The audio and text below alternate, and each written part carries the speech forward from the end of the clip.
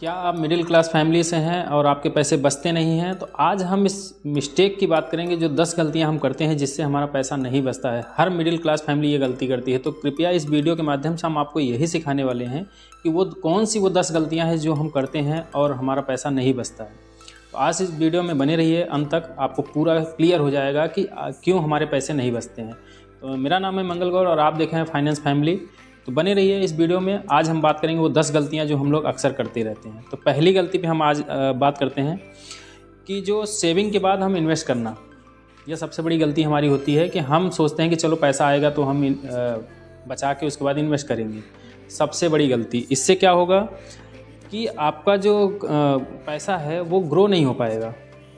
जो आपका पैसा है वो ग्रो नहीं हो पाएगा किसी भी सूरत में। अगर आप ये सोच के करते हैं तो आपको सबसे पहले क्या करना है, पैसा आते ही पहले इन्वेस्ट करना है या सेव करना है, उसके बाद आपको उस पैसे को खर्च करना है। दूसरी गलती हम जो करते हैं अक्सर, इमरजेंसी फंड नहीं बनाना है। इमरजेंसी फंड का मतलब ये होता है कि मान लीजिए कि हमारे पास अकाउंट में पैसे नहीं है, सैलरी आती है, खर्च हो जाता है और कोई प्लानिंग नहीं है, तो क्या होगा। मान लीजिए कोई घर में बीमार हो गया, किसी को अर्जेंट लग गया, पैसे की ज़रूरत पड़ गई, तो आपके पास तो पैसे हैं नहीं। तो कृपया करके 6 से 12 महीने तक का इमरजेंसी फंड अपने अकाउंट में रखिए हमेशा के लिए, ताकि आपके आने वाली जो फ्यूचर में है कोई दिक्कत होती है तो उसमें आप संभल जाएंगे। इतनी बात। अब तीसरी गलती जो हम लोग अक्सर करते हैं, इंश्योरेंस करते तो हैं हम लोग, लेकिन इंश्योरेंस का हम लोग समझ जाते हैं कि ये हमारा इन्वेस्टमेंट है। देखिए, इंश्योरेंस अलग बात है और इन्वेस्टमेंट अलग बात है। इंश्योरेंस क्या करता है, आपको अगर इंश्योरेंस जो होता है वो आपको सेफ्टी देता है, ना कि आपको उसका कुछ आपको इन्वेस्टमेंट देता है। आप उसके लिए अलग से एक इन्वेस्टमेंट का जरिए बनाइए, चाहे वो म्यूचुअल फंड हो सकता है, SIP के थ्रू हो सकता है, जो भी करना है आपको एक अलग इन्वेस्टमेंट। आपको ये चीज़ें दोनों अलग हैं, तो आप इस चीज़ को बिल्कुल इनकार नहीं कर सकते। इंश्योरेंस अलग है और इन्वेस्टमेंट अलग है। अब जो हम ज़्यादातर गलती करते हैं वो है चौथी गलती, सिर्फ FD और गोल्ड पे भरोसा करना। हम इंडियन फैमिली, सबसे बड़ी गलती हमारी ये होती है, हम सोचते हैं सेफ़ है हमारा पैसा। ठीक है, सेफ़ है, मानता हूँ, लेकिन सेफ़ रहने से आपका पैसा नहीं ग्रो होगा। गोल्ड भी आपको सेफ्टी देता है पर आपको ग्रोथ नहीं देता है। जैसे आप सोच के देखिए कि महंगाई एक साल में अगर 8 से 10% है और आपका पैसा एक साल में सिर्फ 6 से 7% बढ़ रहा है, तो यानी आपको हर साल 2% का आपको क्या हो रहा है, माइनस हो रहा है आपका पैसा। तो आप ग्रो कहाँ कर रहे हैं। तो जाहिर सी बात है, आपको ऐसी जगह इन्वेस्ट करना है जहाँ से आपको 15 से 20% या 12 से 15% मिल जाना चाहिए। तो नॉर्मली आप देखेंगे म्यूचुअल फंड, अच्छा म्यूचुअल फंड है तो उसमें 12 से 15% मिल जाता है। तो आप ये कोई रास्ता चुनिए जहाँ से आपको अच्छा खासा रिटर्न मिल जाए, जो 12 से 15% आपके जो महंगाई वो बीट कर जाए। ठीक है, तो आपके पैसे ग्रो होंगे, आपका पैसा भी बचेगा। 5वीं गलती जो हम सबसे बड़ी गलती करते हैं, बिना गोल के फाइनेंशियल प्लानिंग करना। बिना गोल बोले तो कि जैसे हमारा कोई आने वाला फ्यूचर में कोई गोल नहीं है कि 10 से 12 साल में हमें चाहिए क्या। अब अगर ये गोल नहीं होगा तो आज आप प्लानिंग भी नहीं कर रहे होंगे। जाहिर सी बात है, हर इंसान का ये ह्यूमन नेचर होता है कि अगर प्लानिंग नहीं है तो चलो जैसे चल रहा है वैसे चलाते रहेंगे। लेकिन नहीं, आपका क्लियर गोल होना चाहिए कि हमें 10 साल बाद क्या चाहिए। अगर गोल नहीं होगा तो आप इसमें क्या होगा कि आप फंसे रह जाएंगे, डिसिप्लिन नहीं आएगा आपके पास। जैसे डिसिप्लिन बोले तो बिना डिसिप्लिन, जैसे आज हमको चाहिए 10 साल बाद 1 करोड़ रुपए चाहिए, आज की प्लानिंग होनी चाहिए 10 साल के पहले की। तो इसके लिए आपको करना क्या होगा, आपको एक पेन कॉपी लेके आप उसको नोट कीजिए कि कितना ब्याज मिलना चाहिए हमको, कितना ये परसेंटेज आएगा, और उसको सब एनालाइज करके बढ़िया से आप उसको सेट कर लीजिए कि हमें इतना SIP करना है या इतना इन्वेस्ट करना है, जो भी करना है, म्यूचुअल फंड में इतना डालना है, इतने % हमें मिलेंगे, इतना हमारा ग्रो होगा तो इतना हमारा पैसा बन जाएगा। ये जब होगा जब आपको क्लियर रहेगा, डिसिप्लिन तभी आएगा। डिसिप्लिन नहीं होगा, कंसिस्टेंसी नहीं होगी तो आप ग्रो नहीं कर पाएंगे। ये भी गलती आप मत कीजिए, गोल एक आप अपना सेट कर लीजिए। 6ठी गलती है, सबसे बड़ी गलती जो होती है, क्रेडिट कार्ड और EMI का ओवर यूज़ करना। देखिए, क्रेडिट कार्ड और EMI बहुत ख़तरनाक होते हैं। ये आपके सारे जो कमाई है वो सब खा जाएंगे, आपको पता भी नहीं चलेगा, क्वाइटली खाएंगे। इसलिए सबसे बड़ी आपको जानकारी रखनी है कि आपको EMI और अपने लोन, आपके जो भी खर्चे हैं उसको आप लाइफस्टाइल में मत वो कीजिए। ठीक है, आपकी लाइफस्टाइल दिखावे में चली जाती है और आपका पैसा बचता नहीं है। तो आप कृपया करके ये सब चीज़ें कंट्रोल कीजिए और इस पर काम कीजिए।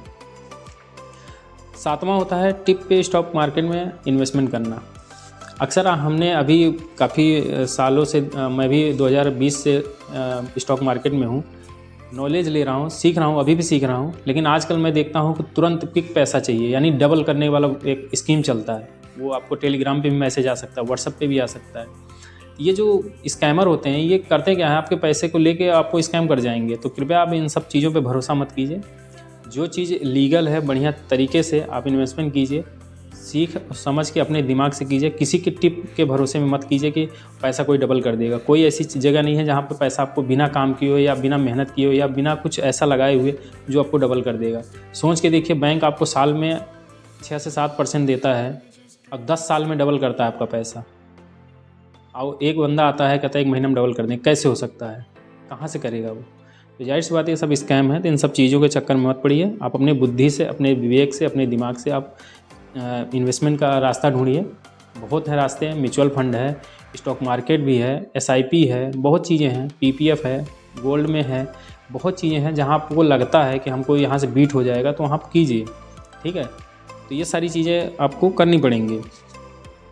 और 8वीं की सबसे बड़ी गलती जो हम करते हैं वो है रिटायरमेंट की जो प्लानिंग करते हैं हम बहुत लेट से स्टार्ट करते हैं।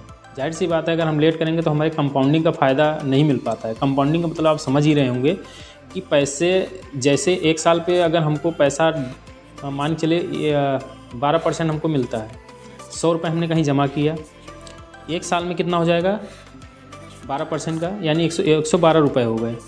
अब जो अगला कंपाउंडिंग बनेगा वो 112 रुपये पे वो 20% बनेगा या 12% जो भी ब्याज बन रहा है। तो इसी को कहते हैं कंपाउंडिंग, यानी कि पैसा एक बार में डबल हुआ, फिर उसके डबल का डबल होता है, फिर उस डबल का डबल होता है, यानी कि कंपाउंड होता है। ये कंपाउंडिंग इतनी ताकतवर चीज़ होती है कि आप समझ नहीं सकते कितना पैसा बन सकता है। तो कंपाउंडिंग की ताकत तब समझ में आएगी जब आप अर्ली स्टेज में आप कहीं इन्वेस्टमेंट करेंगे। मान लीजिए एक लड़का है 15 साल का है, उसकी SIP चल रही है, मान लेते हैं 1000 रुपये की, और कोई बंदा एक 25 साल का है वो सेम मान ली अमाउंट बढ़ा के भी करता है। 15 साल वाला कर रहा है 1000 रुपये और जो 25 साल का है वो कर रहा है 2500 रुपये स्टार्ट, तब भी इसको बीट नहीं कर पाएगा।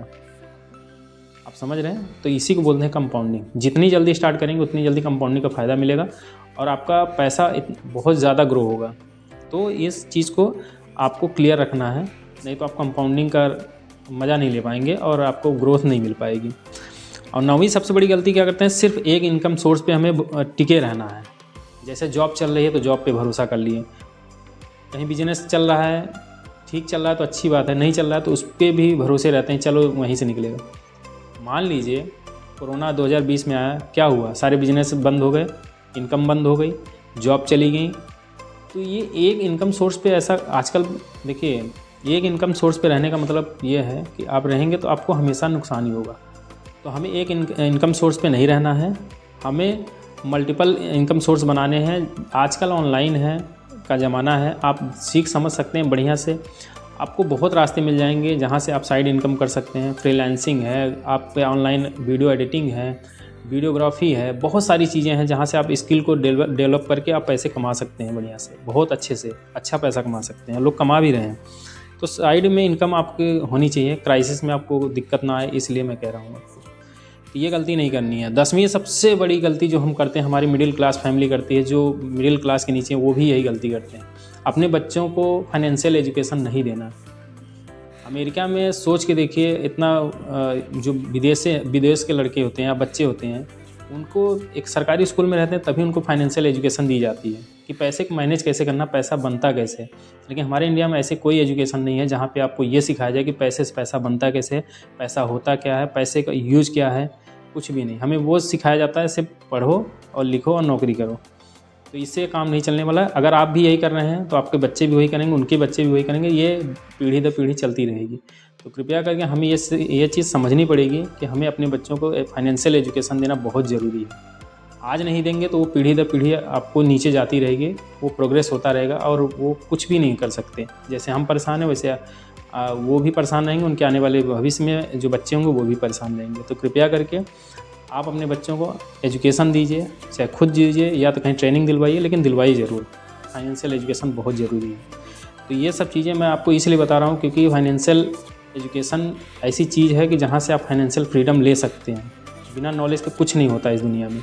आपको नॉलेज लेना पड़ेगा, चाहे वो पैसे दे के हो या आप खुद के मेहनत करके या सीख के समझ के। तो वीडियो अगर अच्छा लगा हो तो एक बार लाइक और शेयर जरूर कर दीजिए।